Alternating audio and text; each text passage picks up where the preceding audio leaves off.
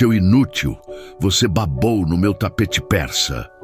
O grito estridente de Vilma cortou o ar gelado do quarto antes mesmo que a mão dela descesse.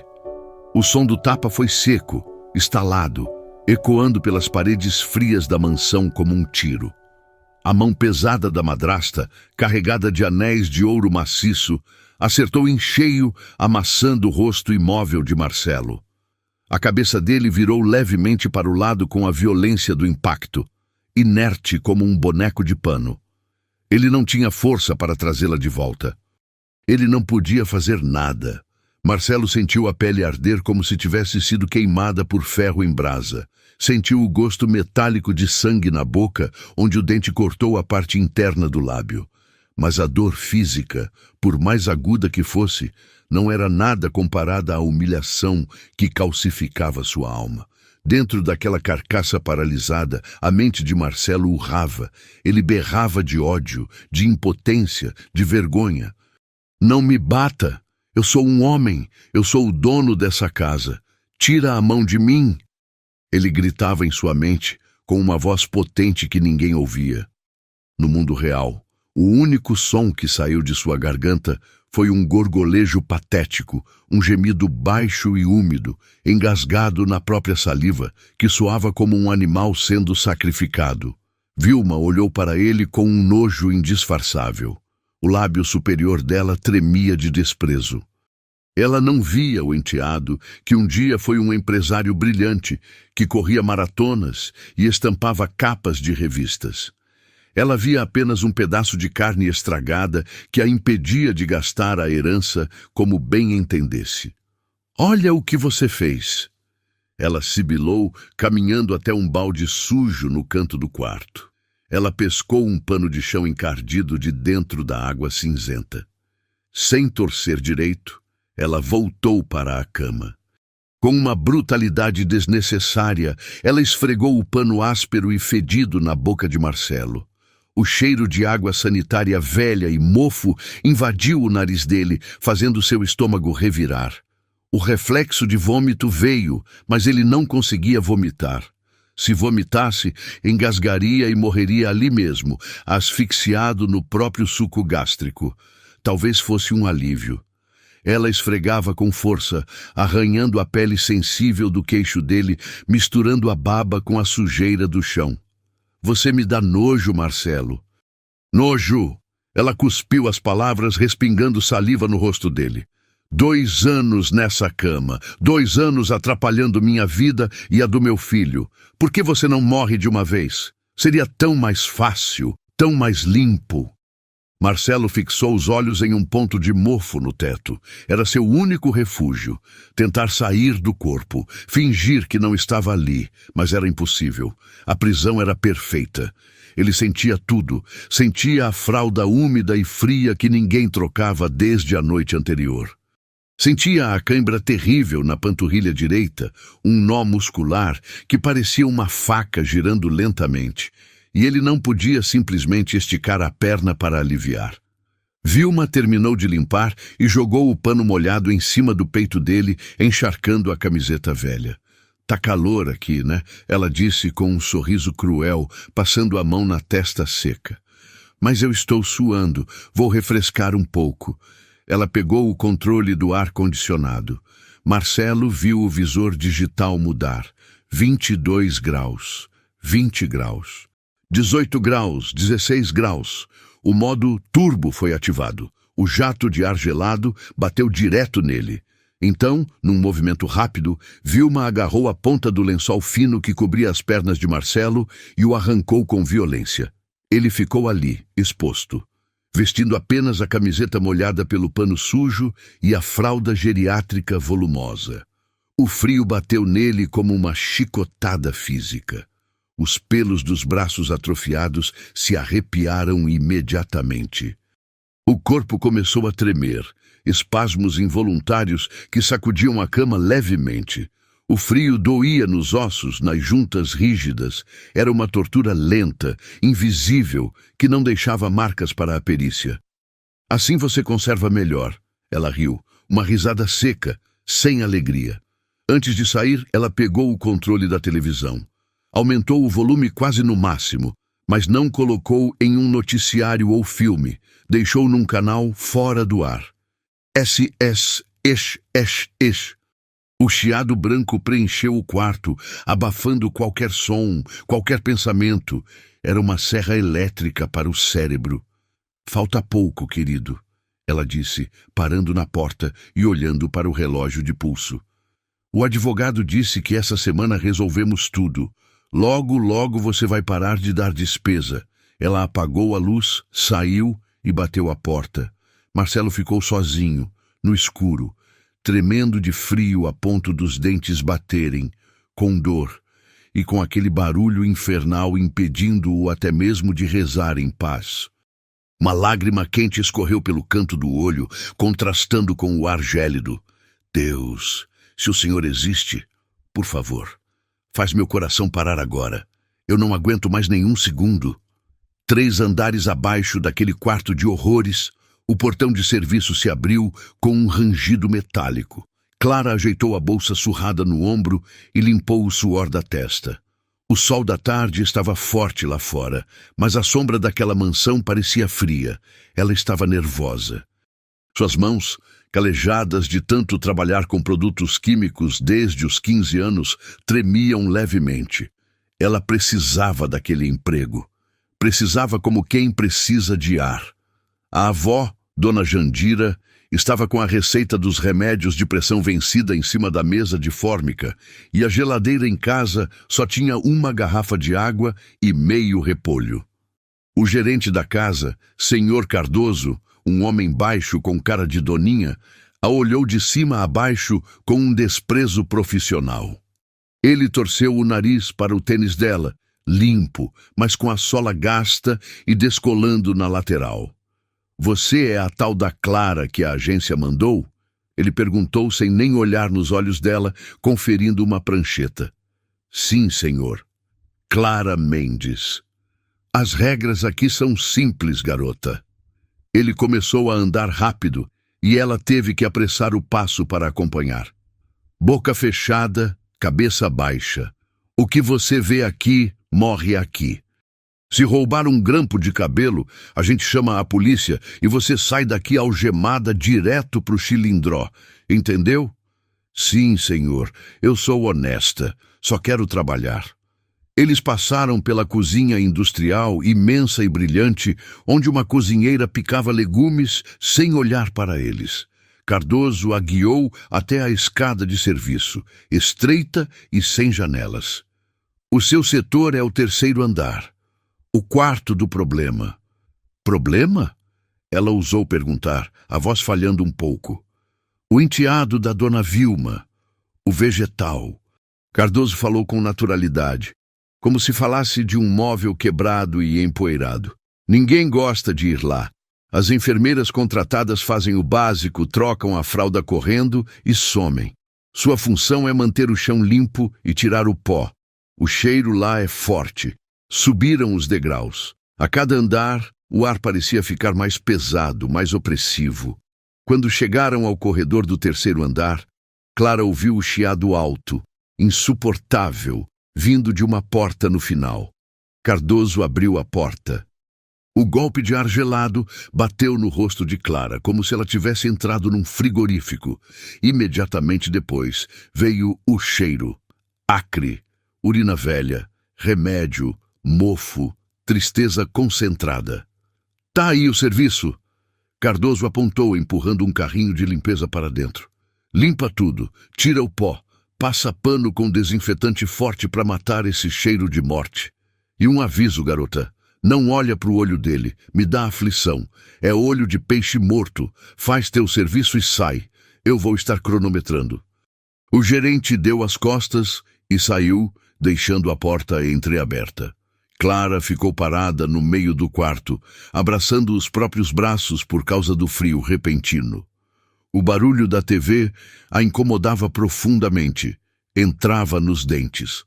A primeira coisa que ela fez, antes mesmo de pegar a vassoura, foi pegar o controle remoto na mesa de cabeceira e desligar aquele chiado maldito.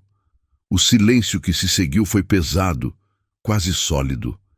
Clara se virou para a cama, e o que ela viu fez seu coração apertar. Havia um homem ali, jovem ainda, talvez 30 e poucos anos, mas estava roxo, roxo de frio. O corpo dele tremia inteirinho em cima do colchão plástico, sem nenhuma coberta. A camiseta estava molhada no peito. Ele estava sujo. Havia uma marca vermelha, nítida, de 5 dedos no rosto pálido. O lábio estava inchado e com sangue seco. Clara esqueceu o medo do gerente. Esqueceu as ordens de não olhar. Naquele momento, a humanidade dela falou mais alto que a necessidade do salário. Meu Deus do céu! Ela sussurrou, levando a mão à boca. Ela viu os olhos dele. Não eram olhos de peixe morto. Eram olhos castanhos, arregalados, fixos no teto, mas que pareciam gritar em pânico. Eles estavam úmidos, transbordando uma dor que não cabia naquele quarto. Estão tentando te congelar, moço. Ela falou baixinho, olhando para a porta para garantir que Cardoso não voltava. Clara correu até a janela e abriu as cortinas pesadas de veludo. A luz do sol da tarde entrou, revelando a poeira que dançava no ar. O quarto ganhou cor. Depois, ela procurou o controle do ar-condicionado e o desligou. Mas ele ainda tremia. Os dentes batiam um no outro. Clac, clac, clac. Clara olhou em volta desesperada. Não havia cobertor. As gavetas do armário estavam abertas e vazias. Tinham levado tudo. Que tipo de gente faz isso com um ser humano? Ela murmurou, sentindo uma raiva quente subir pelo pescoço. Sem pensar 2 vezes, ela tirou o próprio cardigã de lã cinza que usava por cima do uniforme. Era uma peça velha, comprada em brechó, com bolinhas no tecido, mas era quente e cheirava ao sabão de coco que ela usava em casa. Ela se aproximou da cama com cautela. Com licença, viu? Ela disse com a voz doce. Eu não sou enfermeira, sou a Clara, a faxineira nova. Mas eu não vou deixar o senhor bater o queixo desse jeito. Com uma delicadeza extrema, ela cobriu o peito e os braços dele com o casaco dela. As mangas ficaram curtas para os braços longos dele, mas cobriram o essencial.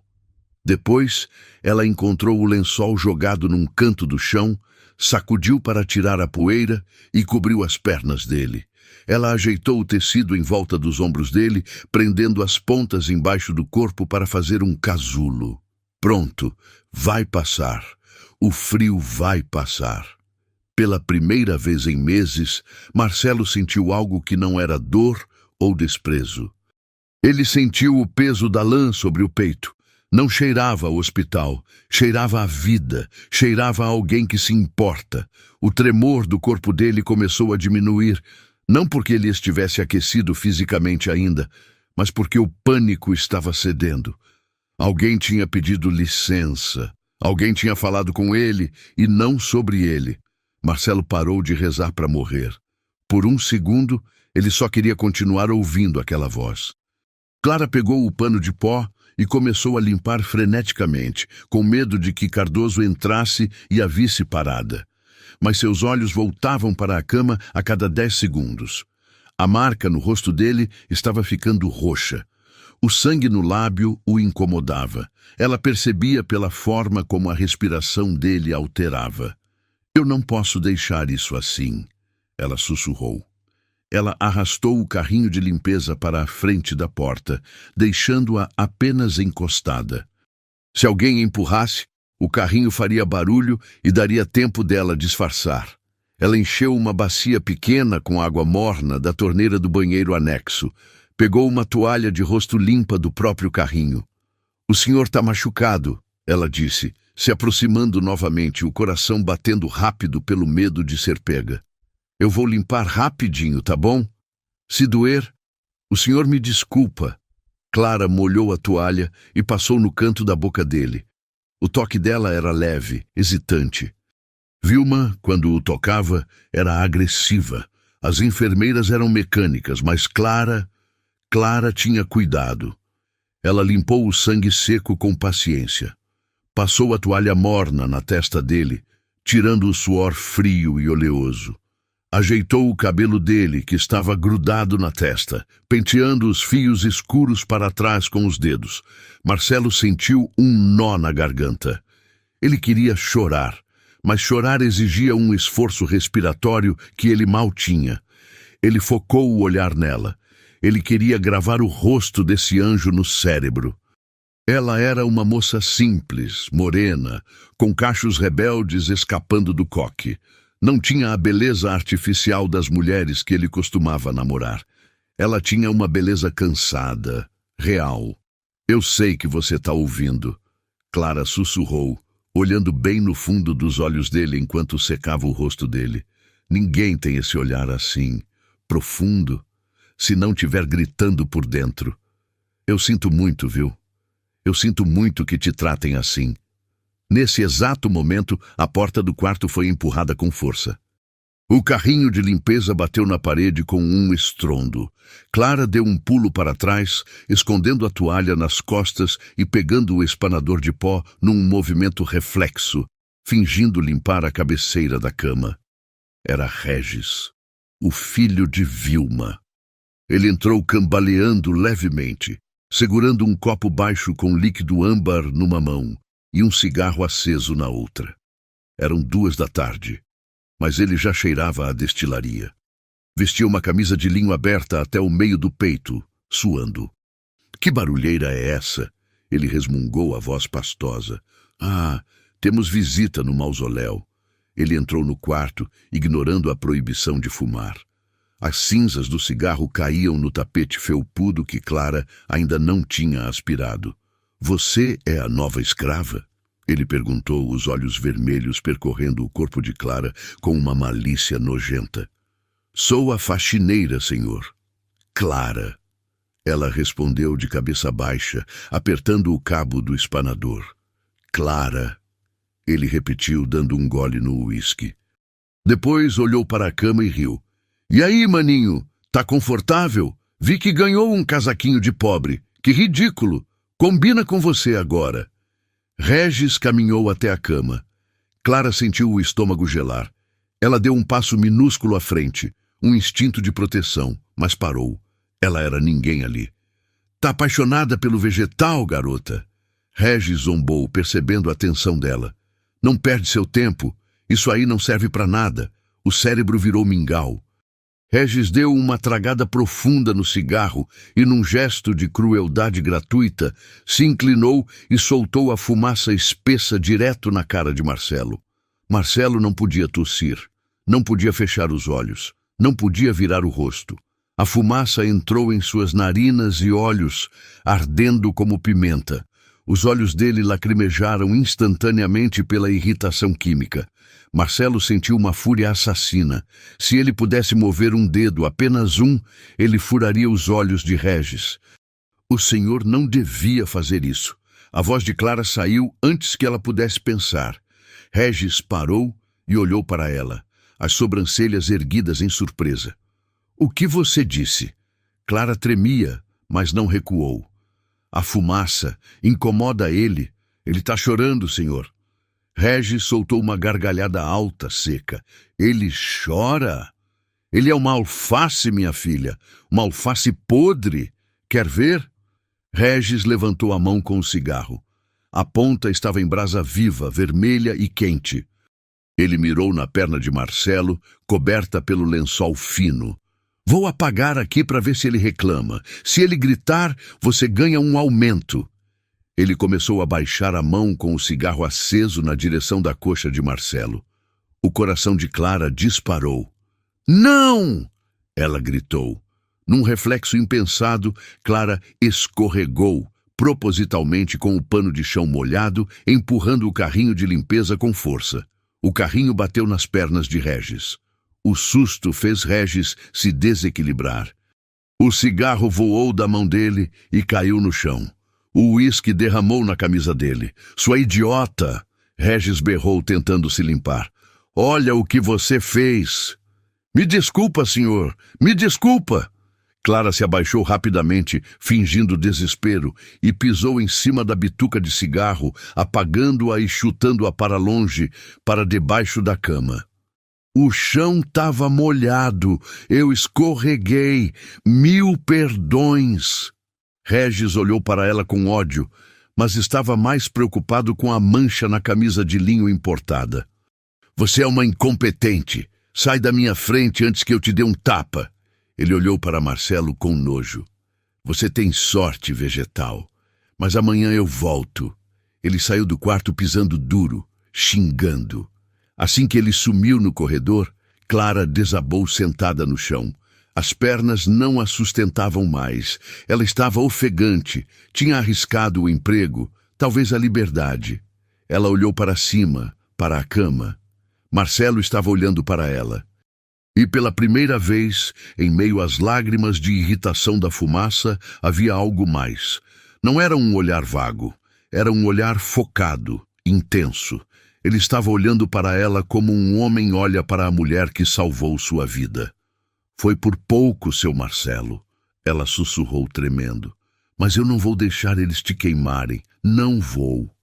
Os dias seguintes se arrastaram numa tensão constante.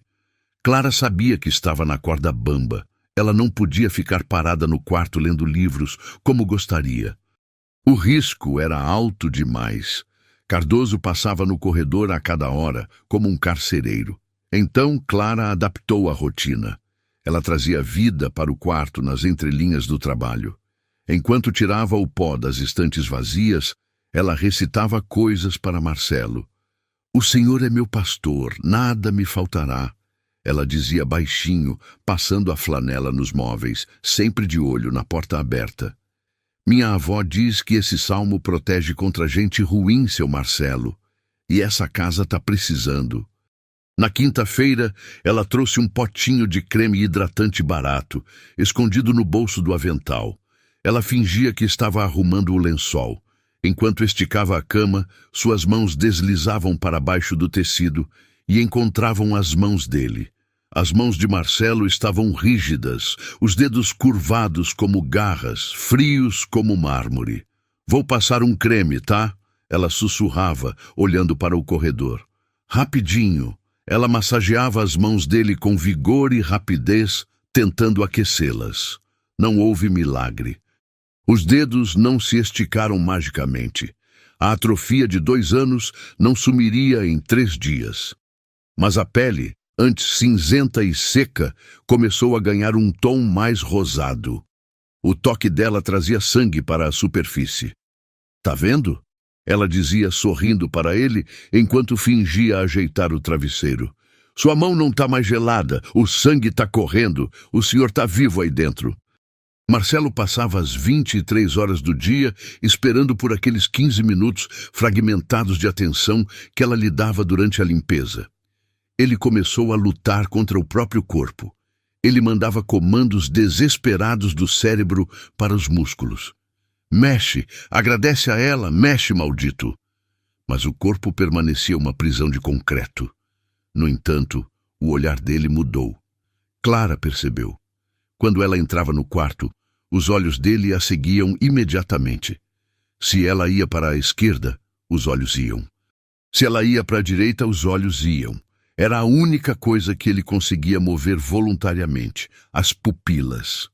Na sexta-feira de manhã, enquanto ela limpava a janela, fingiu ler um trecho de um livro de bolso que trouxe. O pirata disse que o tesouro estava enterrado onde a sombra da cruz caía. Ela leu uma frase e escondeu o livro no sutiã ao ouvir passos. Era apenas a cozinheira passando. Clara suspirou aliviada e olhou para Marcelo. Ele estava com os olhos fixos no lugar onde ela escondeu o livro, como se pedisse, continua. O senhor gosta de história, né? Ela sorriu triste. Sabe, seu Marcelo, aqui nessa casa o senhor é o homem mais rico, mas parece o mais pobre. Lá na minha favela, a gente divide o pão, mas ninguém morre de frio sozinho. Ela se aproximou para ajeitar a gola da camisa dele. O senhor é o único homem que me escuta de verdade. Meu ex-marido, ele só sabia gritar e mandar. O senhor me escuta com a alma. Obrigada por me deixar cuidar de você. Marcelo sentiu uma lágrima escorrer. Ele queria gritar, eu te amo. Queria gritar, obrigado. mas ele apenas piscou, uma vez, lentamente, como se dissesse sim. Clara parou. Ela viu a piscada. Não foi um reflexo rápido, foi lenta, deliberada. O coração dela falhou uma batida, mas antes que ela pudesse testar, ouviu vozes alteradas no corredor. Clara pegou a flanela e correu para o corredor, fingindo polir o corrimão da escada longe do quarto, para não parecer suspeita. A porta do escritório de Vilma estava entreaberta. A voz da madrasta saía estridente, carregada de uma raiva contida. Eu não quero saber se ele é incorruptível, Dr. Fonseca. Vilma falava ao telefone, andando de um lado para o outro. Clara podia ver a sombra dela se movendo no chão do corredor. Clara diminuiu o ritmo da mão no corrimão, aguçando os ouvidos. Ah, como assim automático? Vilma parou. Repete. Houve um silêncio tenso. Quer dizer que se o Marcelo completar 2 anos de incapacidade hoje à meia-noite, o estatuto da empresa dispara uma auditoria externa obrigatória e não tem como cancelar? Clara prendeu a respiração. E eles vão vasculhar tudo, as contas nas Ilhas Cayman, os desvios da reforma da fábrica. A voz da Vilma tremeu. Eles vão descobrir que o caixa está vazio, seu imbecil. Eu vou ser presa. Clara sentiu um frio na espinha. Ela sabia que Vilma gastava muito, mas não imaginava que tivessem roubado a empresa a ponto de temerem a cadeia. Não, Vilma disse, a voz baixando para um tom perigosamente calmo. Escuta aqui, a auditoria só acontece se houver um sócio incapaz para ser tutelado. E se não houver sócio? E se o sócio deixar de existir antes da meia-noite? O pano de pó escorregou da mão de Clara e caiu no chão silenciosamente. Isso, causas naturais.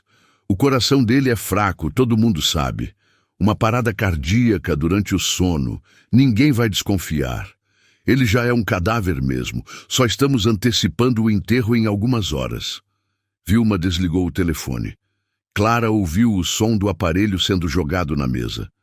Sexta-feira à noite. Vilma disse em voz alta para si mesma, a voz ecoando no corredor vazio. Hoje à noite, Marcelo. Hoje à noite você vai para o inferno e eu fico com o paraíso. Adeus, enteado querido. Vilma começou a caminhar em direção à porta do escritório.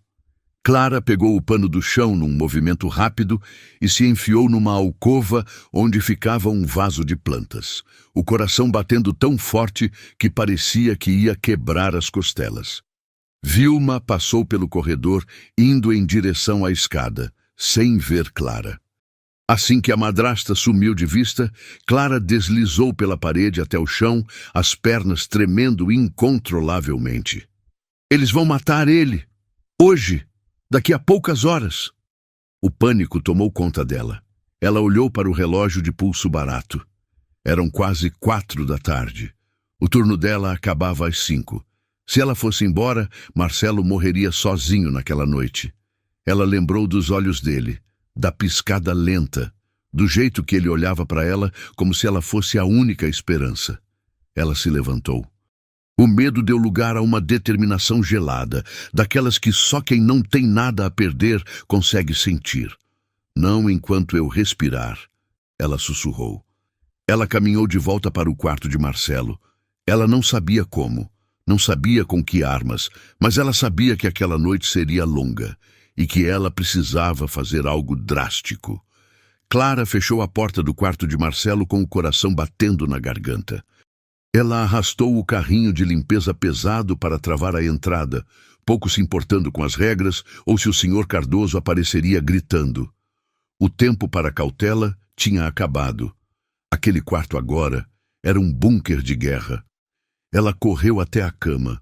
Marcelo estava exatamente como ela o deixara, imóvel, olhando para o teto, mas com aquele brilho de pânico nos olhos, como se ele pudesse sentir o cheiro da morte que rondava a casa. O suor frio brilhava na testa dele. Clara se debruçou sobre ele, segurando o rosto dele entre as mãos ásperas de trabalho. As mãos dela tremiam tanto que ela teve medo de machucá-lo. Seu Marcelo! Ela sussurrou, a voz embargada pelo choro que ela tentava engolir. Eles vão te matar. Eu ouvi. A dona Vilma... Ela disse no telefone que é hoje à noite. Os olhos de Marcelo se arregalaram. As pupilas dilataram instantaneamente. O medo puro, líquido, tomou conta do olhar dele. Ele sabia. No fundo, ele sempre soube que esse dia chegaria. Eu não tenho muito tempo, o meu turno está acabando. Clara continuou, falando rápido, atropelando as palavras, olhando para a porta barricada a cada segundo. Eu preciso ir na polícia, mas eles não vão acreditar numa faxineira favelada contra a dona da mansão. Eles vão rir da minha cara. Vão dizer que eu sou louca. Ela engoliu o choro e olhou fundo nos olhos dele, buscando aquela conexão que sentiu mais cedo. A menos que o senhor me ajude. Marcelo a encarou. A mente dele girava. Como ele poderia ajudar? Ele era uma pedra, um peso morto. Eu vi o senhor piscar, seu Marcelo, mais cedo, quando eu falei que cuidava de você. Não foi reflexo, foi? Ela apertou levemente as bochechas dele, implorando.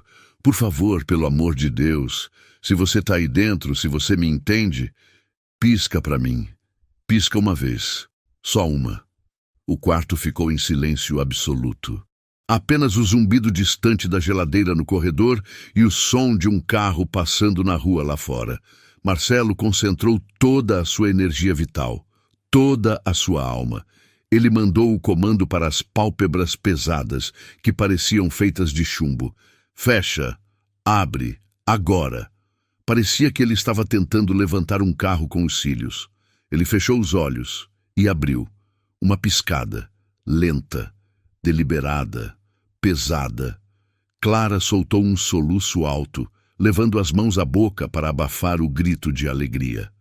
Você tá aí! Ela chorou, sorrindo no meio das lágrimas, acariciando o cabelo dele. Graças a Deus você tá aí! Eu sabia! Ela secou o rosto rapidamente com a manga do uniforme. Não havia tempo para emoção. O relógio corria contra eles.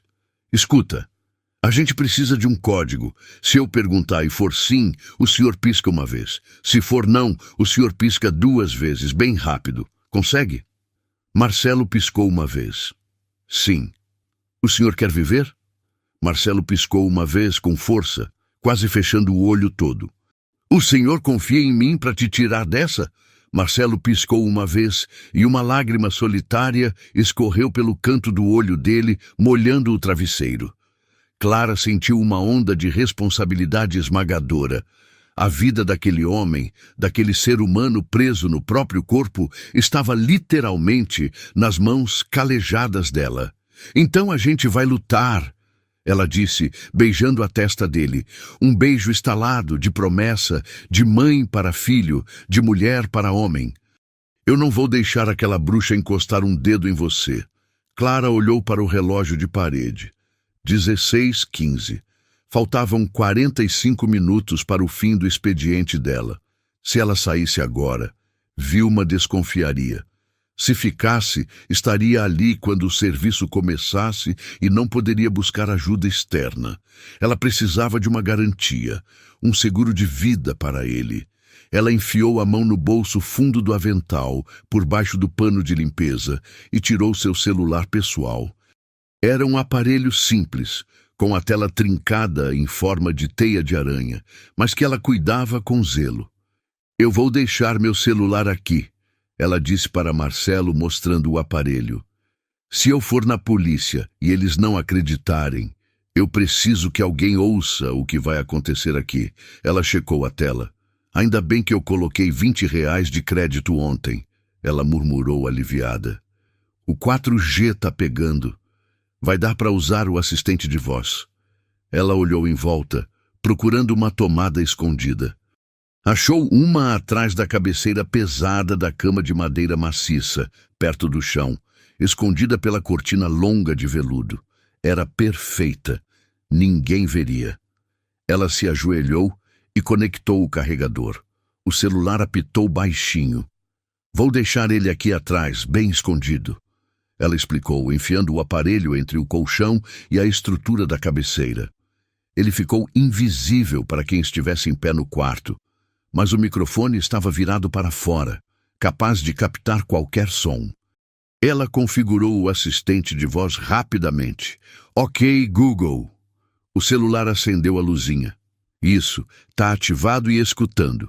Ela se levantou e segurou a mão de Marcelo, apertando os dedos frios dele. Seu Marcelo, presta atenção. Isso é muito importante.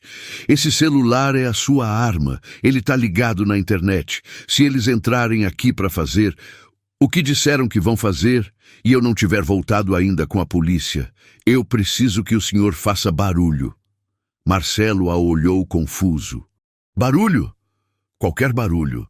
Tenta gemer, tenta bater os dentes, tenta fazer aquele som com a garganta. Se o senhor fizer barulho, o celular ativa. Ou, se eu conseguir ligar para ele, ele vai atender sozinho no Viva Voz porque eu configurei assim. O senhor entendeu? Marcelo piscou uma vez.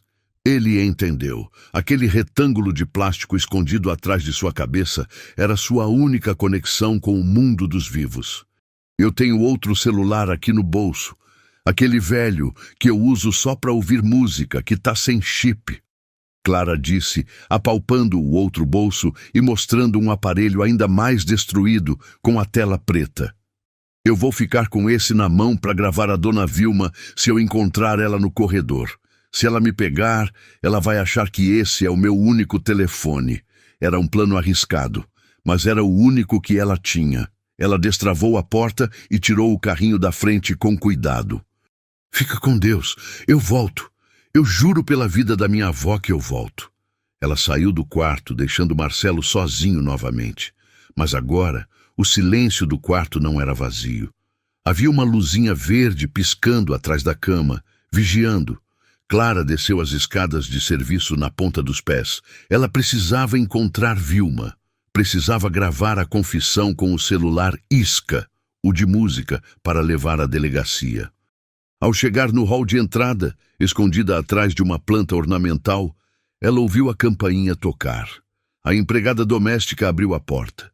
Um homem alto, careca, carregando uma maleta de médico de couro desgastado, entrou. Ele não tinha cara de quem salvava vidas. Tinha cara de quem cobrava caro por silêncios. Doutor Fonseca. Vilma apareceu no topo da escada, descendo com pressa. O salto alto estalando no mármore. Que bom que o senhor veio rápido. Você disse que era urgente, Vilma. O médico falou baixo, olhando em volta. O plano mudou? O prazo apertou. Ela respondeu, chegando perto dele e baixando o tom de voz. Clara se inclinou para ouvir, apertando o botão de gravar no celular velho. Preciso que você examine ele agora. Quero ter certeza de que o coração dele não vai resistir à medicação que vamos administrar à noite. E quero ter certeza absoluta de que ele não sente nada. Não quero surpresas, tipo ele acordar no meio e gritar. O jardineiro ainda está lá fora. Vamos subir, o médico disse, frio. Clara sentiu o sangue gelar. Eles iam subir, iam mexer nele. Ela esperou eles subirem alguns degraus e foi atrás, mantendo uma distância segura, subindo e engatinhando pelos degraus para não ser vista. Eles entraram no quarto de Marcelo e, para desespero de Clara, Vilma fechou a porta. Clara correu até a porta e encostou o ouvido na madeira maciça, o celular de música gravando. Lá dentro, Marcelo viu sua madrasta entrar com um homem que ele reconhecia vagamente. Era um médico da família, um crápula que assinava atestados falsos para o pai dele sonegar impostos ou fugir de intimações. Olá, rapaz, o médico disse, sem emoção, abrindo a maleta em cima da mesa de cabeceira. Ele tirou um estetoscópio gelado e um martelinho de reflexo. Vamos ver como você está hoje. Vilma cruzou os braços, impaciente, batendo o pé no chão. Anda logo com isso. Essa faxineira nova mexeu nele o dia todo. Disse que ele estava mais corado. Tenho medo dela ter percebido alguma reação. Se ele estiver consciente, Fonseca, a gente tem que mudar o método. Reação impossível. O tronco cerebral dele foi liquefeito, Vilma. O médico riu, colocando as luvas de látex. Mas vamos testar a sensibilidade profunda. É o teste definitivo. O médico se aproximou. Marcelo sentiu o cheiro de antisséptico barato e cigarro impregnado na roupa dele. Se ele sentir dor, a pupila vai dilatar ou a frequência cardíaca vai subir, o médico explicou, olhando para o monitor cardíaco ao lado da cama. Marcelo sabia o que estava em jogo. Clara tinha dito, se eu perguntar e for sim, pisca uma vez. Mas agora o jogo era outro. Se ele reagisse, Vilma saberia que ele estava consciente. E se ela soubesse que ele ouvia tudo, ela não esperaria até a noite. Ela o asfixiaria ali mesmo com o travesseiro. Não reage, não reage. Você é uma pedra. Você é gelo! Marcelo gritou para si mesmo.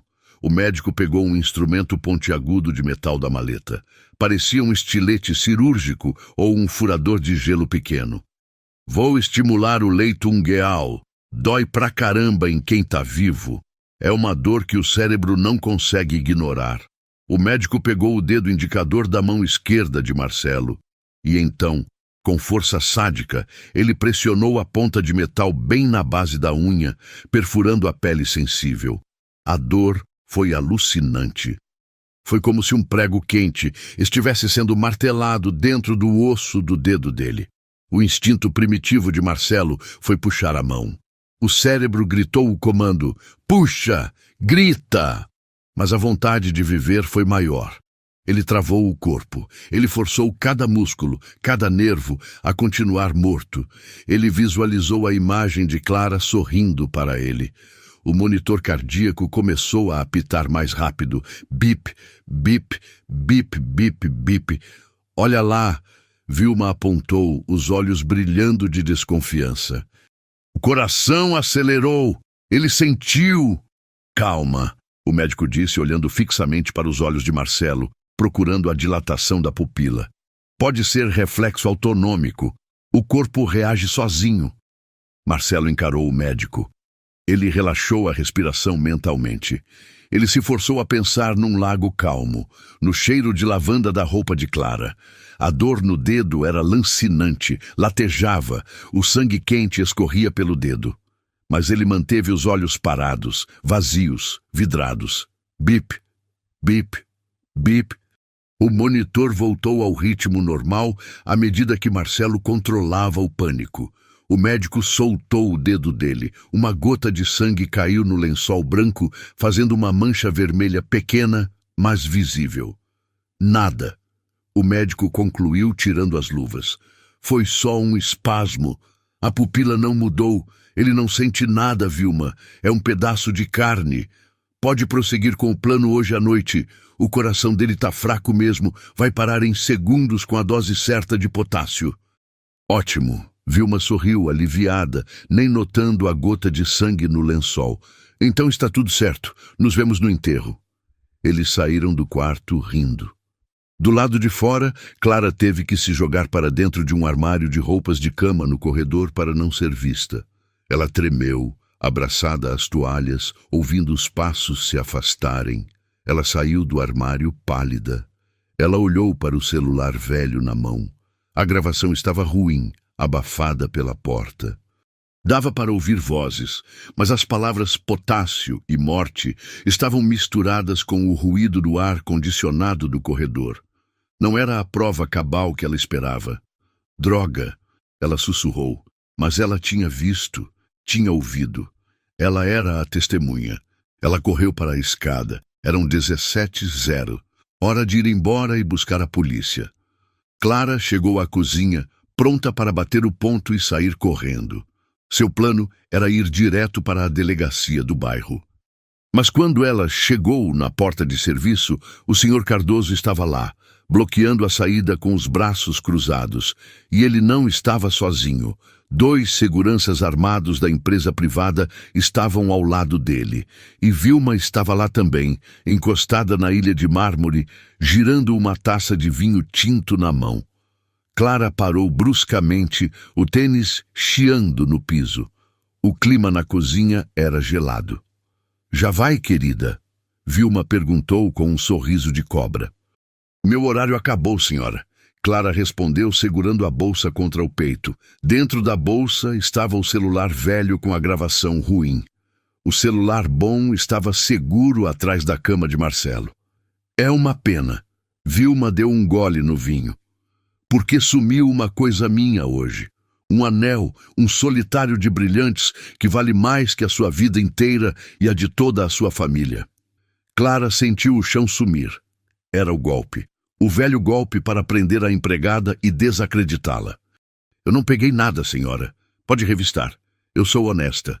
Ah, nós vamos revistar. Vilma fez um sinal seco para Cardoso. O gerente avançou com violência e arrancou a bolsa da mão de Clara. Ei, não rasga! Clara gritou. Cardoso virou a bolsa de cabeça para baixo em cima da mesa de inox da cozinha. Caiu tudo com estrépito. A carteira velha, as chaves de casa, um pacote de bolacha, o celular velho de tela preta e, tilintando no metal, um anel de ouro branco com uma pedra enorme. O silêncio na cozinha foi ensurdecedor. Clara olhou para o anel. Ela nunca tinha visto aquilo na vida. Olha só, Vilma disse, fingindo choque teatral. A ratinha tem garras longas. Isso não é meu, Clara gritou, a voz subindo uma oitava. Alguém colocou aí. Eu deixei minha bolsa no vestiário aberto o dia todo. Vocês armaram para mim. Você é a única pessoa nova aqui, Vilma disse, fria como gelo. E a única que tem acesso livre aos quartos. Cardoso, chame a polícia agora. Quero essa ladra presa em flagrante. Não! Clara avançou para pegar o celular velho na mesa, mas um dos seguranças a segurou pelo braço e a jogou contra a parede. Vocês não entendem. É uma armadilha. Ela quer me tirar daqui porque vai matar o seu Marcelo. Vilma riu, uma risada alta que ecoou na cozinha. Ouviram isso? Além de ladra, é esquizofrênica, acusando a patroa de assassinato. Coitada, deve ser o crack. Eu não uso drogas, me solta. Clara se debatia, mas o segurança era enorme. O Dr. Fonseca teve aqui. Eles furaram o dedo dele. Vão lá ver. O dedo dele está sangrando. Vilma endureceu o olhar. Ela pegou o celular velho de Clara da mesa. E isso aqui? Vilma olhou para o aparelho quebrado. Prova do crime? Talvez tenha fotos da casa para passar para os comparsas. Cardoso, entregue isso para a polícia também. Clara sentiu um alívio paradoxal. Eles acham que esse é o meu único celular. O celular bom, com o chip e o assistente de voz, ainda estava lá em cima. A arma secreta estava salva. Levem ela para a guarita. Esperem a polícia lá fora. Não quero essa gentalha gritando na minha cozinha e estragando meu jantar. Os seguranças arrastaram Clara para fora. Ela chutava e gritava, tentando se agarrar nos batentes da porta. Marcelo! Marcelo! Não dorme! Eles vão te matar! Faz barulho! A voz dela ecoou pela casa, subindo pelo poço do elevador, passando pelas frestas. Lá em cima, no quarto silencioso, Marcelo ouviu. Ele ouviu os gritos abafados. Marcelo, faz barulho! E então o silêncio voltou. Pesado, mortal. Ele estava sozinho. A única pessoa que sabia a verdade tinha acabado de ser levada. E o dedo dele latejava, pingando mais uma gota de sangue no lençol que Vilma nem tinha notado ainda. 20 minutos depois, as luzes vermelhas e azuis de uma viatura da polícia militar iluminaram o jardim da mansão. Clara estava sentada no chão da guarita, com os pulsos doendo onde o segurança apertava. Quando viu os policiais, ela se levantou num pulo. Seu guarda, pelo amor de Deus! Ela correu até a grade. É tudo mentira! Eles plantaram o anel! É uma tentativa de homicídio lá dentro! O policial, um sargento cansado, olhou para o anel na mão de Cardoso, devidamente embalado num saco plástico agora, e depois para a faxineira descabelada e histérica. Moça, o anel estava na sua bolsa? Tava, mas não fui eu. Clara tentou explicar, as lágrimas escorrendo. A dona Vilma vai dar uma injeção de potássio no enteado hoje à noite. Eu ouvi. O senhor precisa entrar lá. O senhor tem mandado? Entra lá. Cardoso interveio com a voz mansa e educada. Sargento, essa moça foi pega em flagrante roubando uma joia de 50 mil reais. E agora está inventando essa fantasia absurda. A dona Vilma é uma senhora respeitável, benemérita da cidade.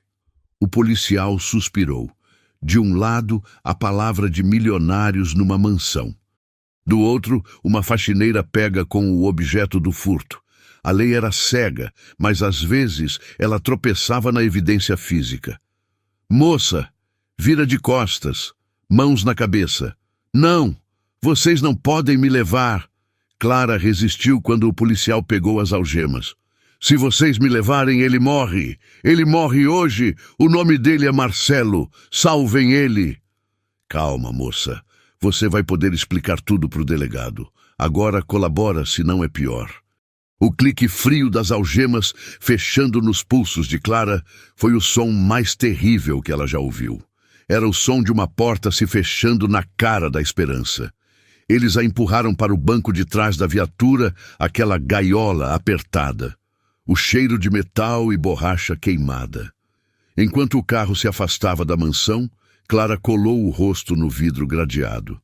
Ela viu a janela do terceiro andar. A luz estava apagada. Ela imaginou Marcelo lá dentro, sozinho, no escuro, com a dor no dedo furado e com um celular escondido atrás da cabeça. Deus! Ela soluçou, batendo a testa no vidro. Dá força para ele. Ele só tem aquele celular. E o senhor? Na mansão, Vilma observava a viatura partir da janela da sala, bebendo o último gole de vinho. Problema resolvido. Ela disse para Regis, que apareceu na sala vestindo luvas cirúrgicas pretas. A faxineira já era? Ele perguntou ansioso. Presa. Vai passar o fim de semana na cadeia até a audiência de custódia. Ninguém vai ouvir os gritos dela na cela. Vilma olhou para o relógio de pêndulo no corredor. 18h30. O sol tinha se posto.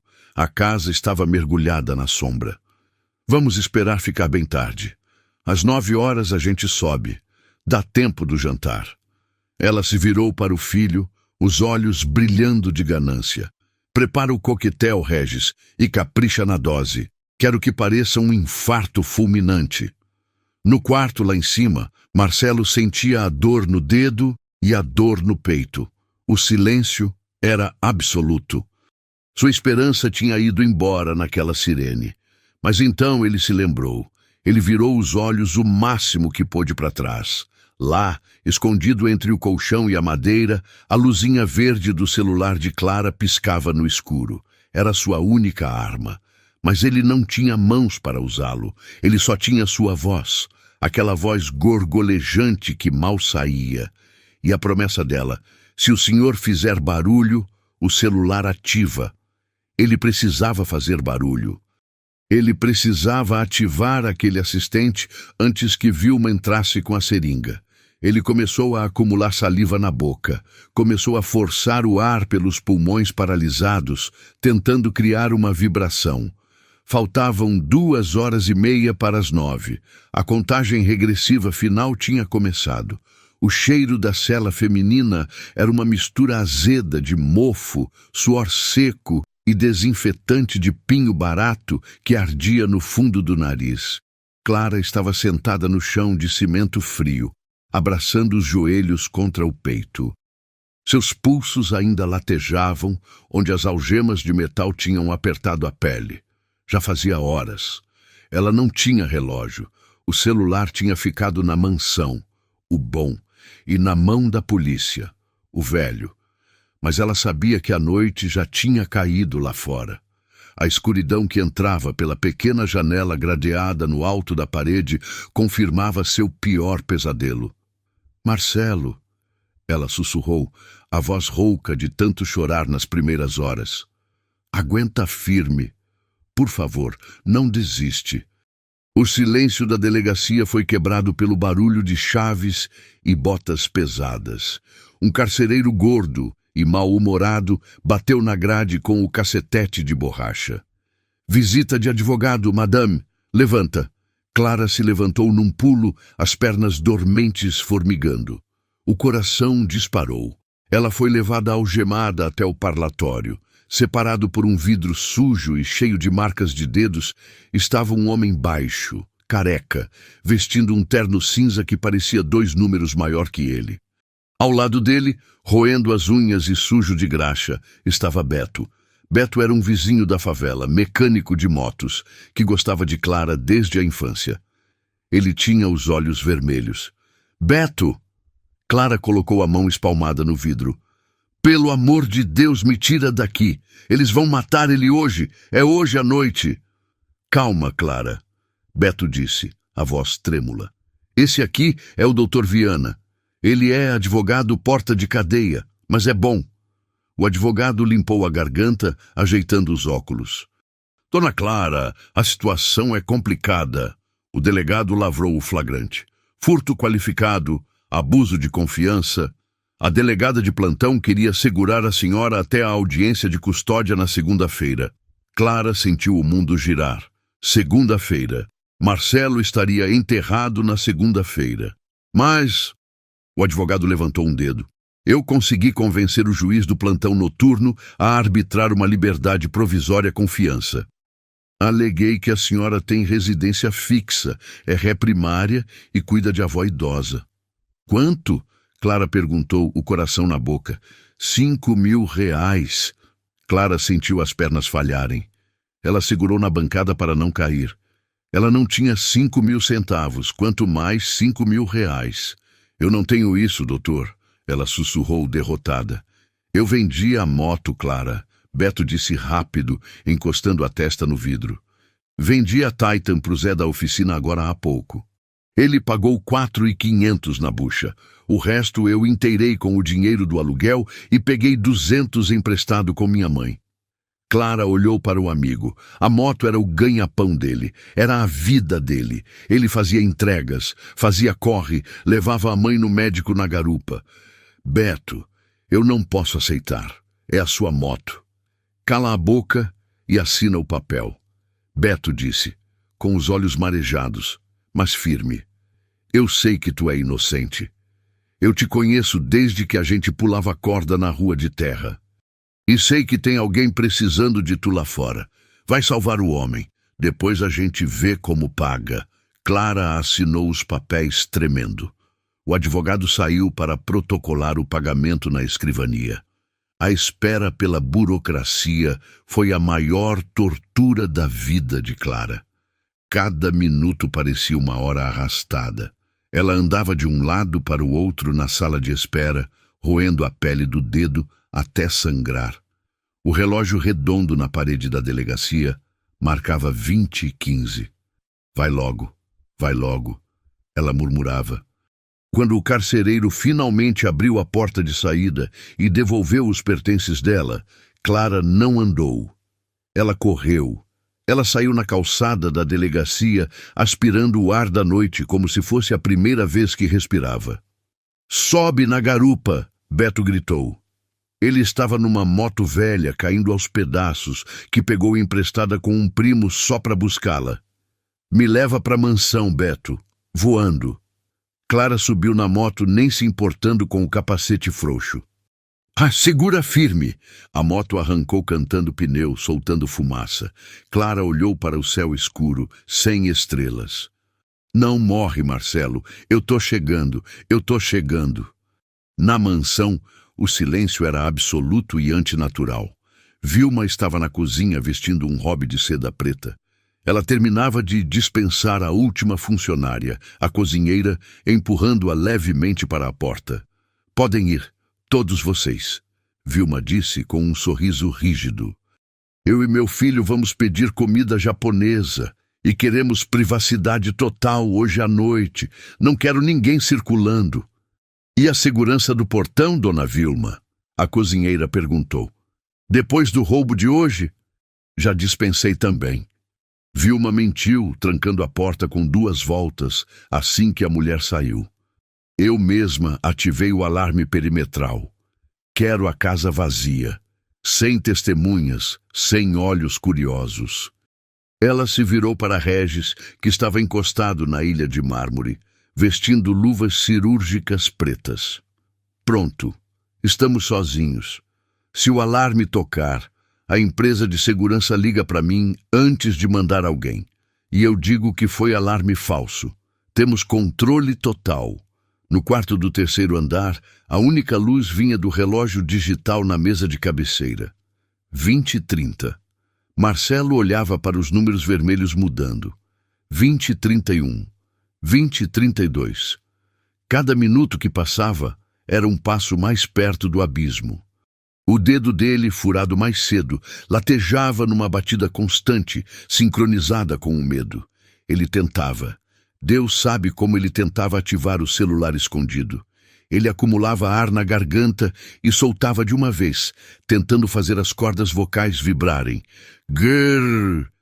O som saiu baixo, molhado. Um gorgolejo de quem está se afogando em seco. Ele esperou. A luzinha verde do celular atrás da cama acenderia? O assistente diria, não entendi? Nada. Silêncio. O colchão e a madeira da cabeceira abafavam o som fraco que ele produzia. Mais alto, precisa ser mais alto, ele pensou, o pânico virando desespero. Ele tentou bater os dentes. Clac, clac, fraco demais. A mandíbula estava rígida pela tensão. A arma estava ali, a 30 centímetros da cabeça dele, e ele não conseguia puxar o gatilho. Era a tortura final. Lá embaixo, Regis preparava a solução final. Em cima da tábua de cortar carne, um frasco de vidro pequeno com um líquido transparente e uma seringa grande de uso veterinário. Potássio puro, Regis disse sorrindo. Tio Google disse que é infalível, parada cardíaca em 30 segundos. Indetectável se não fizerem toxicológico específico. E como ele é doente terminal, ninguém vai pedir autopsia. O médico da família assina o óbito como insuficiência cardiorrespiratória. Vilma tomava o último gole de seu vinho, olhando para o reflexo dela na janela escura. Tem certeza que a dose tá certa? Tá dobrada, mãe, para garantir. Vilma colocou a taça na pia. Então vamos. O advogado me mandou mensagem. Faltam 3 horas para a meia-noite. Se ele virar o dia vivo, a auditoria começa segunda-feira e a gente vai para a cadeia. Vamos acabar com isso. Regis aspirou o líquido para dentro da seringa. A agulha era grossa. Ele deu um peteleco no plástico para tirar as bolhas de ar. Tchau, maninho. Eles começaram a subir as escadas, sem pressa, como donos do destino. A moto de Beto rasgava a avenida, costurando o trânsito, passando no meio dos carros. Mais rápido, Beto! Passa no vermelho! Clara gritava no ouvido dele, as lágrimas secando no vento. Eles chegaram na rua da mansão às 20h45. A rua era arborizada e escura. Para aqui! Clara gritou, batendo no ombro dele. Não para na frente do portão, tem câmera! Para na esquina! Beto freou bruscamente. Clara pulou da moto antes mesmo dela parar totalmente, quase caindo. Clara, tu vai fazer o quê? Invadir? Tu vai ser presa de novo e eu perdi minha moto. Beto gritou assustado. Se eu for presa, pelo menos eu tentei. Vai embora, Beto. Não se envolve. Obrigado por tudo. Clara correu pela calçada escura, se escondendo atrás das árvores. O muro da mansão era alto, de pedra, coberto por era. No topo, a cerca elétrica zumbia baixinho. Mas Clara conhecia um ponto cego. Ela tinha visto o jardineiro trabalhando nos fundos dias antes. Havia uma árvore antiga, um flamboyant enorme, cujos galhos grossos passavam perigosamente perto da cerca elétrica. O jardineiro tinha comentado que aquele setor da cerca vivia dando curto e desligando sozinho. Ela correu para os fundos, onde o terreno da mansão fazia divisa com um bosque preservado. O mato era alto, arranhava as pernas dela. Ela encontrou a árvore. O tronco era rugoso. Clara nunca tinha subido em árvore na vida adulta, mas a adrenalina a transformou. Ela tirou o tênis para ter mais aderência com os pés descalços. Ela subiu, ralando os braços, rasgando o uniforme de presidiária. Chegou no galho que encostava no muro. Lá embaixo, o jardim da mansão estava escuro e silencioso. Clara olhou para os fios da cerca elétrica. Seja o que Deus quiser. Ela passou por entre os fios com cuidado cirúrgico. Não houve estalo. O setor estava mesmo desligado ou queimado. Ela pulou do muro para o gramado. A queda foi de quase 3 metros. Ela caiu mal, rolando na grama fofa. Sentiu uma dor aguda no tornozelo direito, mas a adrenalina mascarou a dor imediatamente. Ela se levantou, mancando, e correu em direção à casa. Ela parou num canteiro de obras do jardim e encheu a mão de terra e areia grossa. Era a única arma que ela tinha. Clara contornou a casa, indo para a porta da cozinha nos fundos. Estava trancada. Vidro temperado duplo. Ela olhou para cima. A janela do 3º andar, a do quarto de Marcelo, estava acesa agora. Uma sombra passou pela cortina. Eles já estão lá, ela pensou, o pânico apertando sua garganta como uma mão física. Ela precisava entrar. Agora. Ela viu uma pedra decorativa de jardim, branca e pesada. Ela pegou a pedra com as 2 mãos. 1, 2... Ela contou, respirando fundo. 3. Ela jogou a pedra com toda a força do seu corpo pequeno contra o vidro da porta de serviço. Crunch! O barulho de vidro estilhaçando rasgou a noite. Imediatamente, o alarme disparou. Uma sirene ensurdecedora.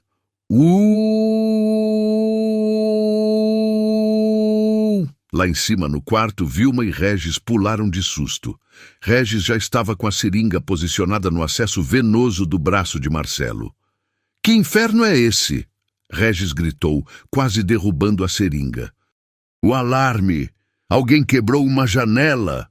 Vilma correu até o painel de controle que ficava no corredor, logo fora do quarto. Desliga isso! Regis gritou. Os vizinhos vão chamar a polícia! Vilma digitou a senha freneticamente. O barulho parou. O silêncio voltou ainda mais pesado. Foi na cozinha, Vilma disse, voltando para o quarto, pálida. Deve ser um gato, ou aquela maldita faxineira voltou. Ela tá presa, mãe, Regis disse, suando. Esquece isso, vamos terminar logo. Eu vou lá embaixo ver, Vilma disse, pegando um abridor de cartas de metal pesado que estava na mesa do escritório ao lado. Você termina aí, injeta agora, agora! Regis voltou a atenção para a seringa. O polegar dele foi para o êmbolo. Marcelo viu a agulha, viu o líquido. Ele ouviu o alarme tocar e parar. Ele sabia que o silêncio agora era sua chance se Clara estivesse lá. Mas Regis estava pressionando o êmbolo. Clara tinha entrado pelo buraco no vidro assim que o alarme parou. Ela sabia que eles tinham desligado para não atrair a polícia antes do serviço estar feito. Ela subia as escadas de 2 em 2 degraus, ignorando a dor no tornozelo inchado. Ela chegou no corredor do 2º andar e viu um extintor de incêndio vermelho pendurado na parede. Ela não conseguia carregar o extintor inteiro correndo, era pesado demais. Ela continuou correndo, com a mão cheia de areia do jardim. Ela chegou ao corredor do 3º andar. Regis, ouvindo os passos rápidos e pesados na escada, tinha saído do quarto para ver, deixando a seringa em cima da mesa de cabeceira por 1 segundo. Quem tá aí? Ele gritou. Clara surgiu na curva do corredor, suja, descabelada, com os pés sangrando. Você! Regis arregalou os olhos. Como você saiu? Sai de perto dele! Clara gritou, avançando como um touro. Regis riu. Ele era o dobro do tamanho dela. Você veio morrer junto com ele? Ótimo! Facilita o transporte dos corpos. Ele avançou para dar um soco nela.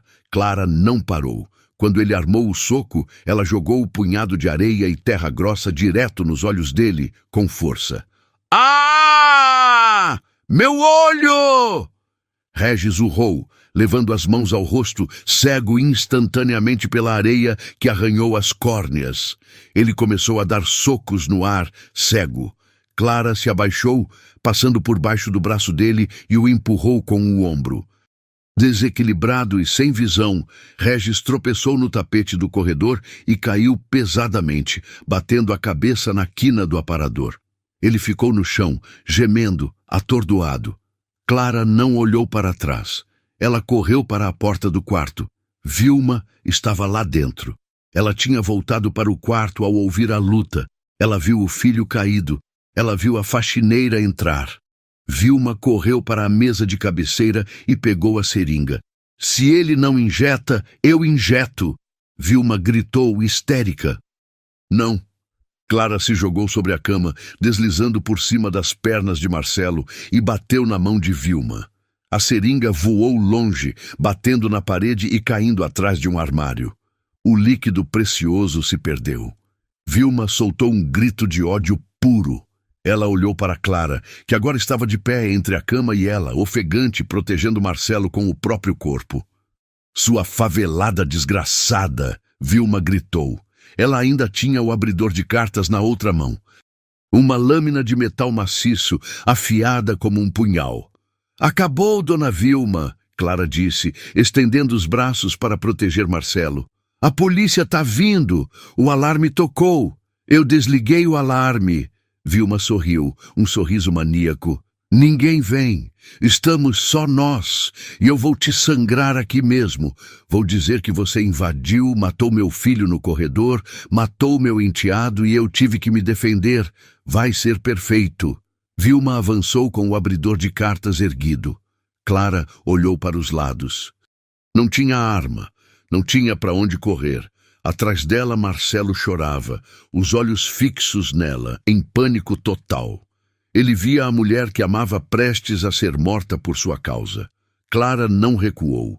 Ela firmou os pés no chão. Vai ter que me furar primeiro, ela disse. Vilma atacou. Clara conseguiu segurar o pulso de Vilma no ar. Elas lutaram. Vilma era mais forte do que parecia, alimentada pela adrenalina da ruína iminente. Ela empurrou Clara, que bateu as costas na parede, perdendo o ar. Vilma levantou a lâmina novamente para o golpe final no peito de Clara. O quarto estava silencioso, apenas a respiração ofegante das duas. Clara sabia que ia morrer, mas então ela lembrou. O celular, atrás da cabeça de Marcelo, estava conectado, estava ouvindo. O alarme estava desligado, o silêncio era perfeito. Vilma começou a descer o braço. Clara não tentou segurar. Ela encheu os pulmões com todo o ar que restava e, em vez de gritar por socorro, ela gritou para a cabeceira da cama com a voz mais clara e alta que conseguiu projetar. Ok, Google, ligar para a polícia no Viva Voz. Vilma parou a lâmina no ar, confusa por 1 milésimo de segundo. Atrás da cama houve um bip eletrônico alto e claro. E então, a voz robótica do assistente preencheu o quarto silencioso. Ligando para 190, o som de chamada começou a tocar. Tu! Vilma congelou. O medo substituiu o ódio em seus olhos. Polícia Militar, emergência! A voz da atendente saiu alta e nítida pelo alto-falante do celular escondido. A voz da atendente da Polícia Militar ecoou pelo quarto silencioso, saindo do pequeno alto-falante do celular escondido atrás da cabeceira da cama. Era uma voz metálica, distorcida, mas para Clara e Marcelo soava como a voz de um anjo. Polícia Militar, qual a emergência? Alô? Estamos ouvindo gritos. Tem alguém aí? Vilma congelou. O tempo parecia ter parado. O abridor de cartas de metal maciço ainda estava erguido em sua mão direita, pronto para descer e rasgar a pele de Clara. Mas o braço dela parecia ter perdido a conexão com o cérebro. O rosto dela, que segundos antes estava contorcido numa máscara de ódio e fúria assassina, agora drenava de cor, ficando branco como a parede atrás dela.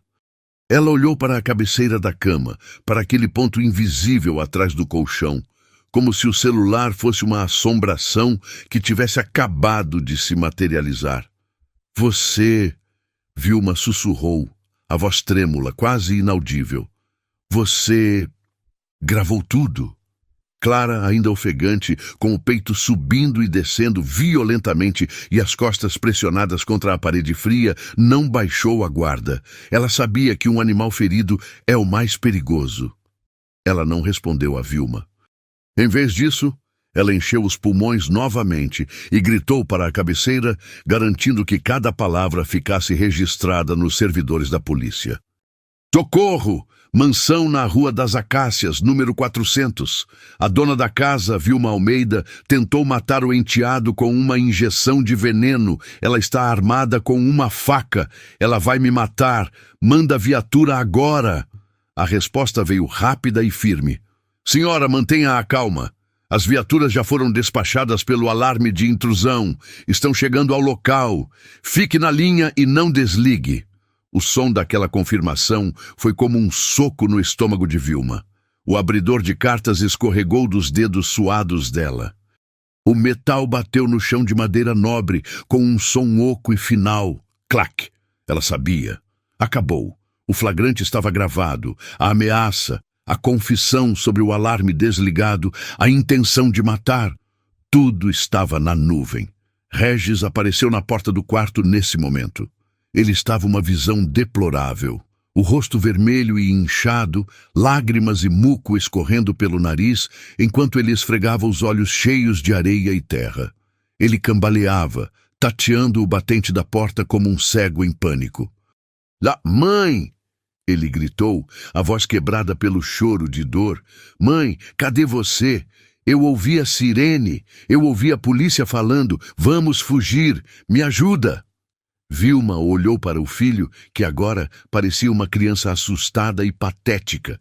Depois olhou para Clara, a faxineira que ela julgou ser um inseto fácil de esmagar, e, por último, seus olhos pousaram em Marcelo. Marcelo estava chorando. Mas não eram mais aquelas lágrimas de pânico e impotência que ele derramara por 2 anos.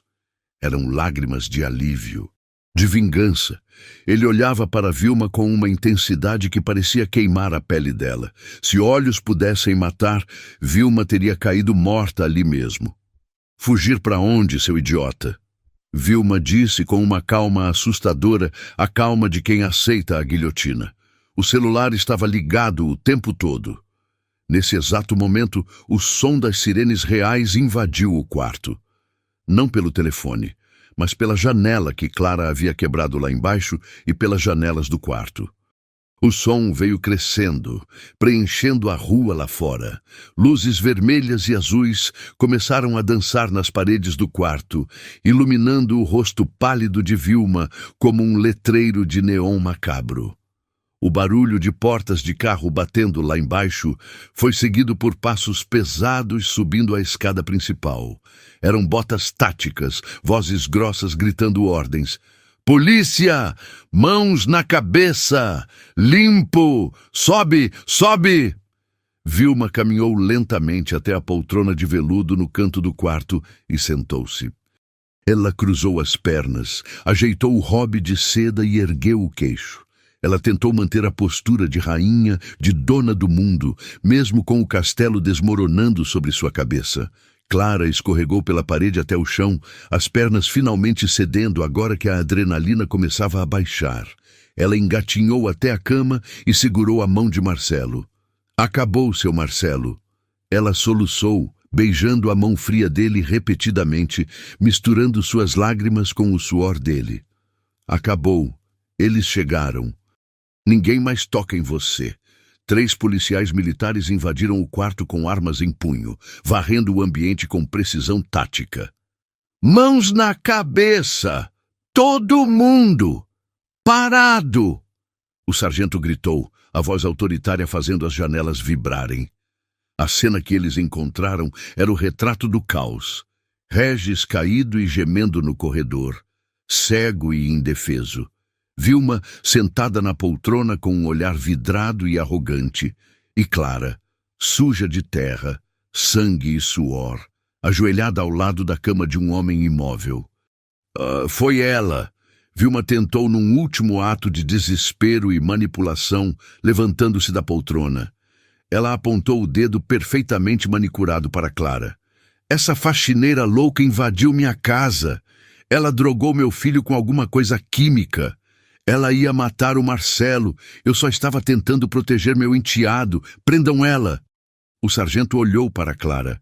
A aparência dela jogava contra. Roupa rasgada, marcas de terra, o braço sangrando onde o vidro cortou. Ela parecia a agressora numa briga de rua. Senhora, afaste-se da cama! O policial ordenou a Clara, apontando a arma para o peito dela. Mãos onde eu possa ver! Não! Clara gritou, levantando as mãos abertas, mas recusando-se a largar a grade da cama de Marcelo. Vocês não estão entendendo! O celular atrás da cama! Pega o celular! A atendente ouviu tudo. Ela confessou. Um dos soldados, mais jovem, contornou a cama com cautela e foi até a cabeceira.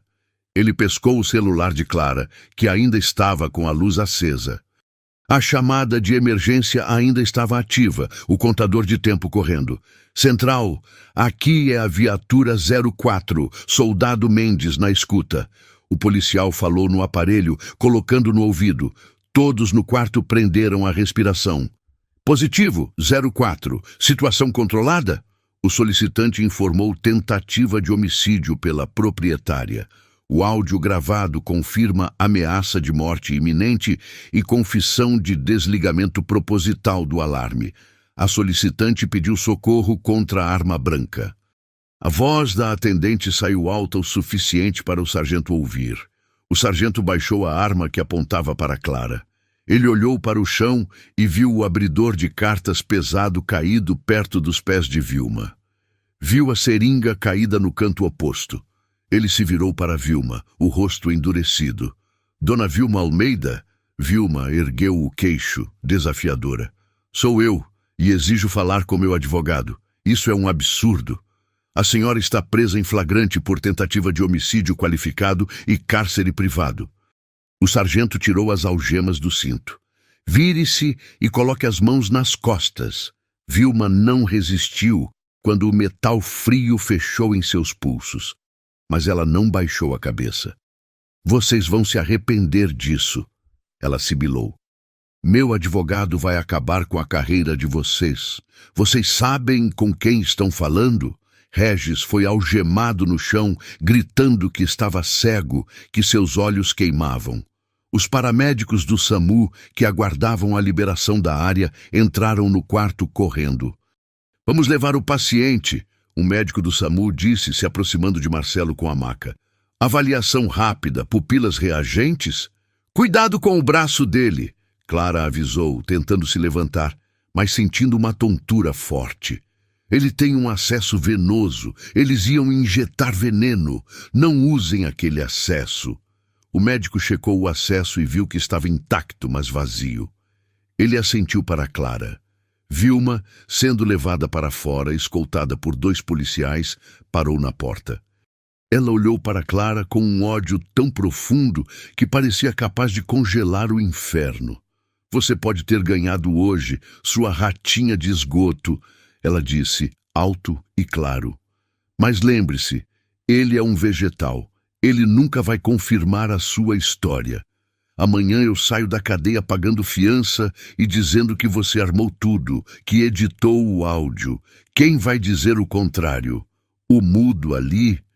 O comentário venenoso de Vilma fez o sargento parar no meio do corredor. Era uma verdade jurídica incômoda. Sem a confissão assinada ou o depoimento da vítima, um advogado caro poderia criar dúvida razoável. Poderia alegar que a gravação era descontextualizada, que Clara invadiu e Vilma reagiu em legítima defesa. O sargento olhou para Marcelo na cama. O homem parecia estátua. Ele não fala mesmo? O policial perguntou a Clara. Ele não tem nenhuma reação? Clara se levantou, ignorando a dor no tornozelo. Ela limpou o sangue do braço na roupa suja e caminhou até a cama, abrindo caminho entre os paramédicos. Ele fala. Clara disse, firme, com a voz embargada de emoção. Não com a boca, não como a gente, mas ele fala, e ele tem muito para dizer. Ela se inclinou sobre o rosto de Marcelo. O mundo parou naquele quarto. Não havia mais sirenes, nem policiais, nem vilões. Só os dois. Marcelo, Clara disse, olhando fundo naqueles olhos castanhos que ela aprendeu a ler. A bruxa disse que você não existe. Disse que você é um vegetal sem memória. Mostra para eles, mostra para todo mundo quem é o dono dessa casa. Ela segurou o rosto dele com as duas mãos. Pisca para mim, Marcelo. O quarto ficou em silêncio absoluto. Todos os policiais, os paramédicos com a maca parada e até Vilma, que esticava o pescoço da porta, olharam para o homem na cama. Marcelo respirou fundo. Ele sentiu o ar entrar nos pulmões. Ele usou cada grama de oxigênio para alimentar seu cérebro. Ele focou em Vilma. Ele piscou. Uma vez, forte, lento. Isso é reflexo, é espasmo! Vilma gritou, tentando se soltar. Ele faz isso o tempo todo! Não é não, Clara disse, sem desviar o olhar dele. Marcelo, a sua madrasta, Vilma, tentou te matar hoje? Pisca uma vez para sim, Marcelo piscou, longamente, segurando o olho fechado por um segundo inteiro antes de abrir. Um sim gritante. Você quer que ela vá presa e nunca mais volte? Marcelo piscou. E seus olhos se estreitaram numa expressão de raiva tão humana, tão lúcida, que o soldado mais jovem deu um passo para trás, assustado com a intensidade. Mas Marcelo não estava satisfeito. Só piscar não bastava para aquela mulher. Ele precisava tirar aquele peso da garganta. Ele precisava selar o destino dela. Ele sentiu a adrenalina da quase morte correndo no sangue como combustível de foguete. Ele sentiu a mão quente de Clara em seu rosto. Ele abriu a boca. As cordas vocais, secas e atrofiadas por 2 anos de silêncio absoluto, vibraram com um esforço titânico. O som começou no diafragma, subiu rasgando a garganta como vidro moído. Ah! Ele gemeu. O som foi baixo, rouco. Vilma arregalou os olhos, pálida. Ah, Marcelo forçou, o rosto ficando vermelho de esforço, as veias do pescoço saltando, o monitor cardíaco disparando o alarme. Assassina! O som saiu, rouco, gutural, deformado. Parecia o som de um monstro saindo de uma caverna profunda. Mas era uma palavra, inconfundível, pesada, definitiva. O silêncio que se seguiu foi mais alto que qualquer grito. Vilma perdeu a cor. Seus joelhos cederam e ela teve que ser segurada pelos policiais para não cair no chão como um saco de batatas. O sargento olhou para Marcelo com um respeito solene.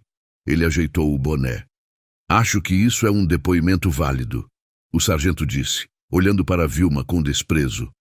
Levem ela, agora, e certifiquem-se de que a imprensa veja o rosto dela. Enquanto Vilma era arrastada para fora, gritando impropérios desconexos, Clara desabou sobre o peito de Marcelo, chorando copiosamente, abraçando-o como se quisesse fundir-se a ele. Marcelo, exausto pelo esforço sobre-humano, fechou os olhos. Mas os paramédicos viram. Ele estava sorrindo.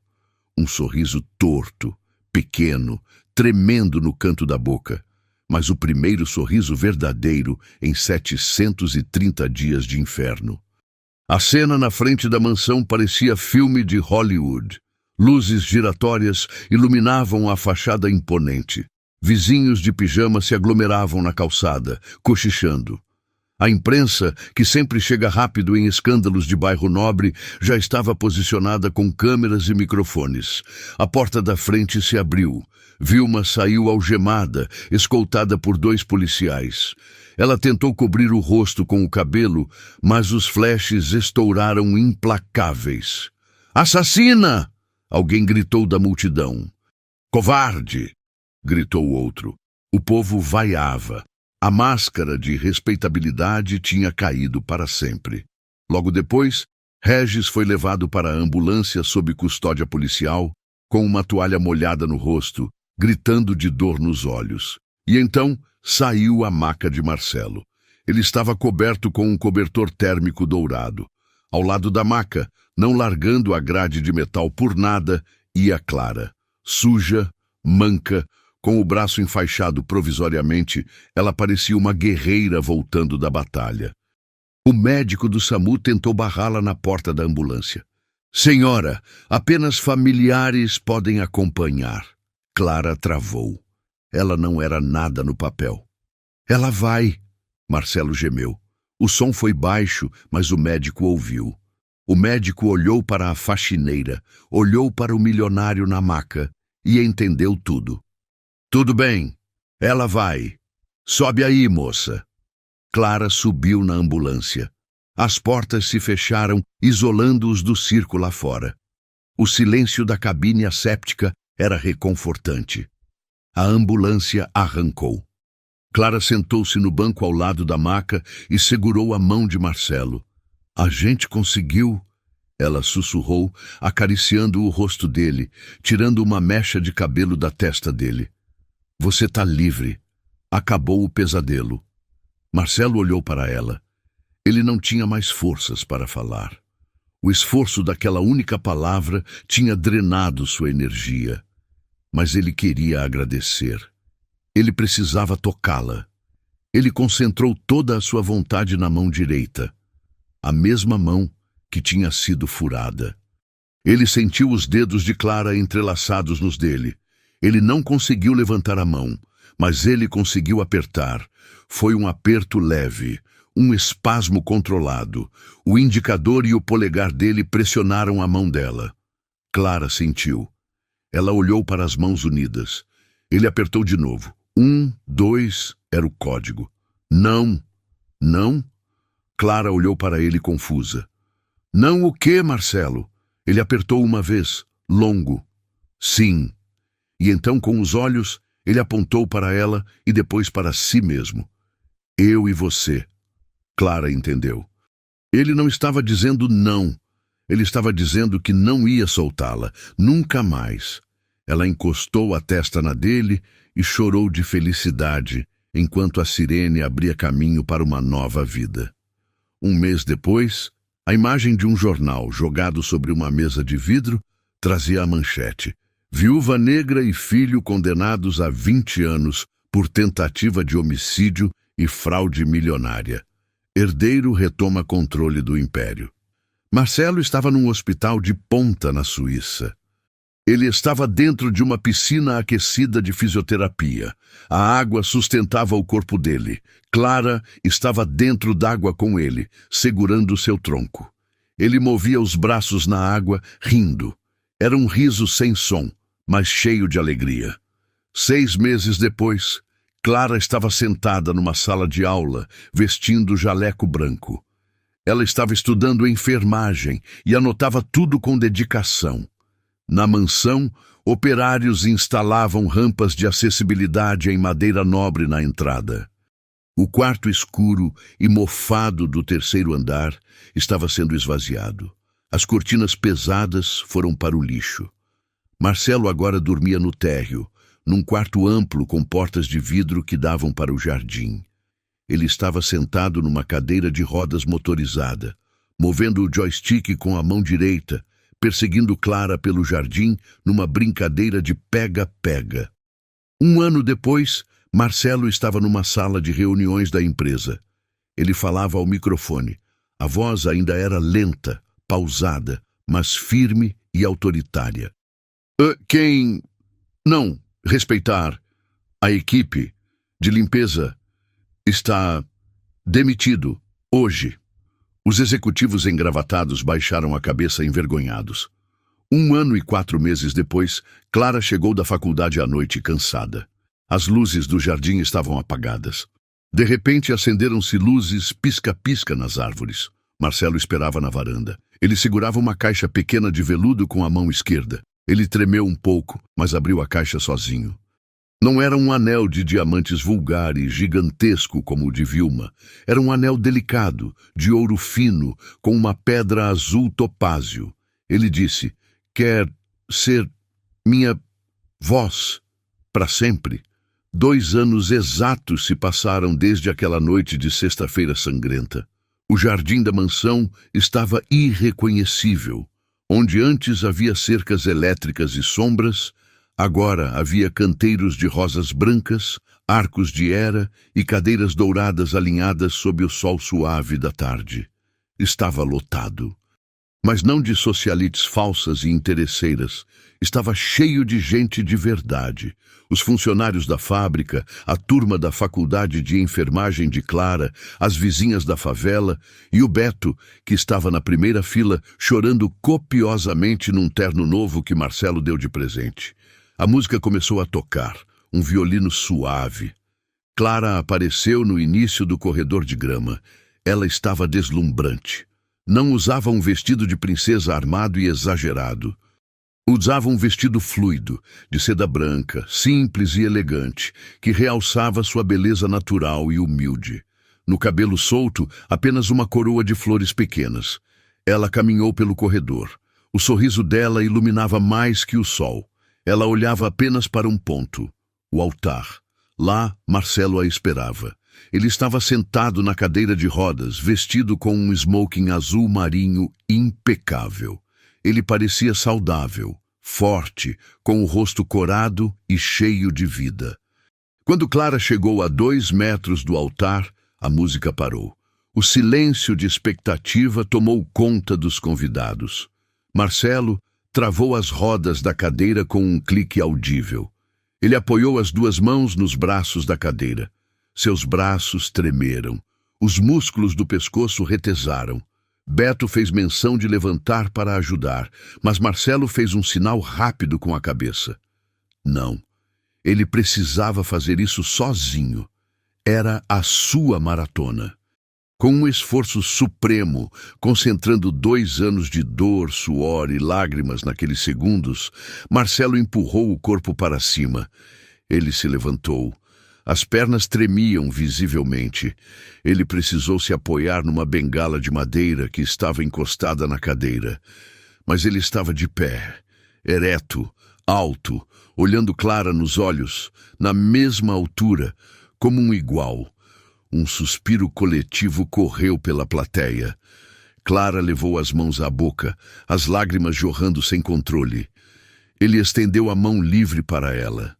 Ela correu os últimos metros e o abraçou, servindo de apoio também, enterrando o rosto no pescoço dele.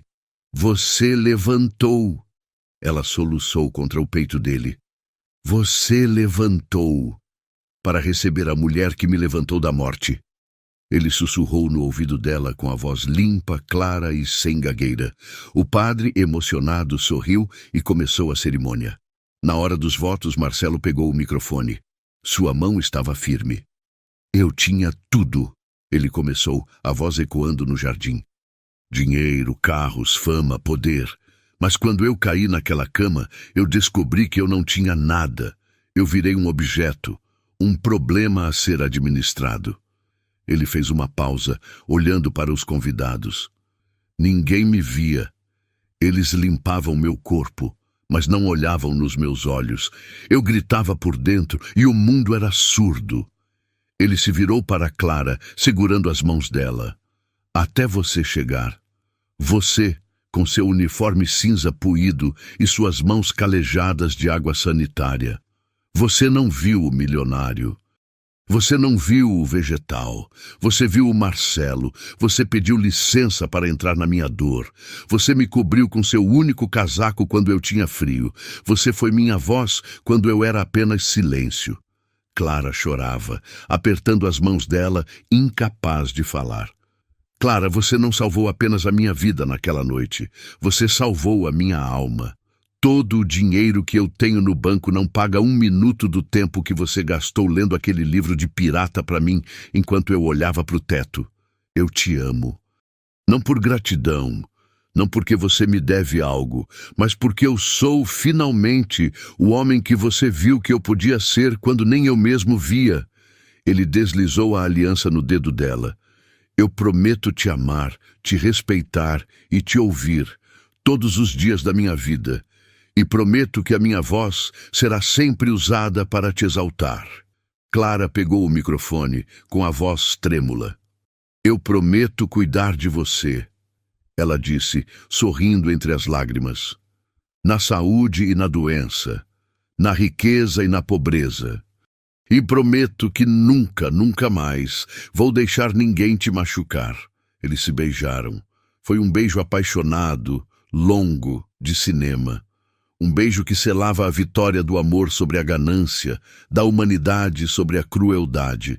Os convidados explodiram em aplausos. Beto assobiou alto e jogou o chapéu para o alto. Muito longe dali, em um ambiente cinza e úmido, o som de uma grade de ferro batendo ecoava. Vilma estava vestindo um uniforme de presidiária surrado, sem maquiagem, o cabelo grisalho e desgrenhado. Ela parecia ter envelhecido 20 anos. Ela estava de joelhos, esfregando o chão de cimento imundo de uma cela coletiva com um pano encardido. Uma carcereira gritou: "Limpa direito 402, tá babando no chão. Quero ver meu reflexo nesse piso." Vilma olhou para cima. No reflexo de uma poça d'água suja, ela viu o que se tornou. O olhar dela era de total derrota. Gostou dessa história?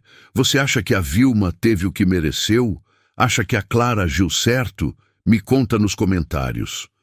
Até a próxima história.